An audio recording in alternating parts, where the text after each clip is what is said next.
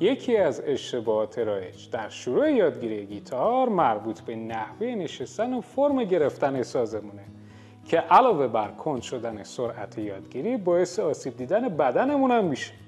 بریم با هم یاد بگیریم که چه نکاتی رو موقع گرفتن این ساز باید رعایت کنیم.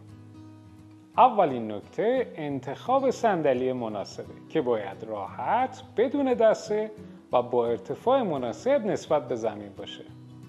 صاف و در قسمت جلویی صندلی میشینیم، پای راستمون با بدنمون در یک راستا و با زاویه 90 درجه نسبت به زمین قرار میگیره برای اینکه گیتار خوب روی پای راستمون چف بشه. اگر صندلیتون بلندتر بود میتونید از زیر پایه استفاده کنید یا پای راستتون رو بندازین روی پای چپ. گیتار رو از قسمت پهلو میذاریم روی پای راست، به شکم نمیچسبونیم. قسمت بالای سازمون با سینمون تماس پیدا میکنه. دست راست از قسمت مفصل انتهای ساز قرار میگیره، بالای پل یا کمی عقب‌تر. حفظ تعادل و وزن گیتارم با دست راستمونه. دست چپ فقط فرت‌ها و آکوردها رو میگیره. دسته گیتارمون هم رو به بیرون و یک مقدار بالاتر نسبت به بدنه سازمون باشه.